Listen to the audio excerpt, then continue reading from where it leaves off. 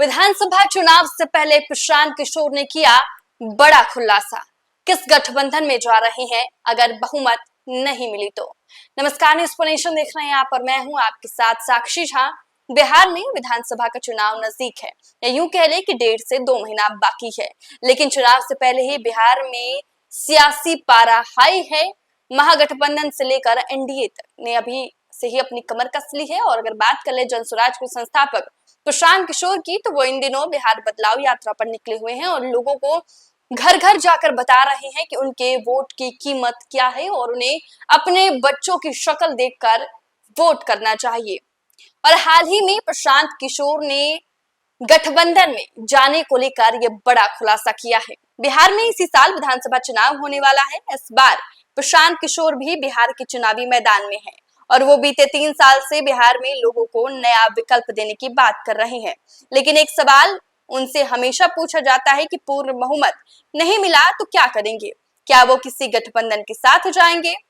वहीं एक बार इंटरव्यू में उनसे जब सवाल पूछा गया तो उन्होंने जवाब दिया कि या तो अर्श पर रहेंगे या फर्श पर, किसी को सपोर्ट करने का सवाल ही नहीं है। उन्होंने यहाँ तक कह दिया कि 20-25 सीट आई तो मैं अपने विधायकों से कहूंगा कि वो किसी और दल से हाथ मिला ले, मैं फिर मेहनत कर चुनाव लड़ूंगा। उन्होंने कहा कि वो बिना पूर्ण बहुमत आए किसी और के साथ सरकार नहीं बनाएंगे। हमें मंत्री नहीं बनना है जो किसी से हाथ मिला ले।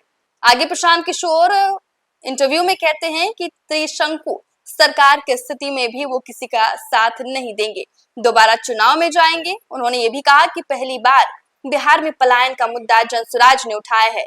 इससे पहले कि सरकारें बिहार के लोगों का बिहार से बाहर कर काम करना अपनी तारीफ समझती थी कि देखिए बिहारी हर जगह है, अपना जलवा दिखाते हैं, लेकिन ये उनकी मजबूरी है, ये कोई अच्छी बात नहीं है। प्रशांत किशोर ने यह भी दावा किया कि नीतीश कुमार इस बार किसी भी तरह से सीएम नहीं बनेंगे। इससे पहले प्रशांत किशोर ने पटना में यह भी कहा है कि हम केवल एक समीकरण में विश्वास करते हैं और वो है विचारधारा आधारित समीकरण। इस देश में आधे से ज्यादा हिंदू विचारधारा के आधार पर भाजपा के साथ नहीं है। जनसुराज का फॉर्मूला MY फॉर्मूला नहीं है। जनसुराज का फॉर्मूला ये है कि सभी हिंदू जो विचारधारा के आधार पर गांधी, जयप्रकाश, बाबा साहेब अम्बेडकर, लोहिया को मानते हैं, उन्हें मुसलमानों के साथ एक सामाजिक राजनीतिक गठबंधन बनाना चाहिए। अगर ऐसा हुआ तो हम भाजपा को बुरी तरह हरा देंगे। अब ये देखने वाली बात होगी कि प्रशांत किशोर एक नई पार्टी और नई विचारधारा के साथ इन तमाम दिग्गज पार्टियों को कैसे मात देंगे, इनके जाति आधारित समीकरण को कैसे तोड़ेंगे।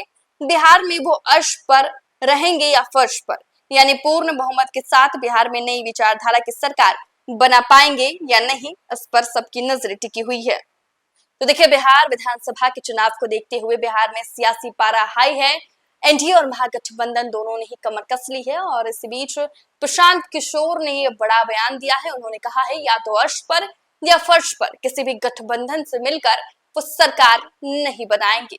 फिलहाल के लिए इस खबर में बस इतना ही। आप देखते रहें न्यूज़ नेशन।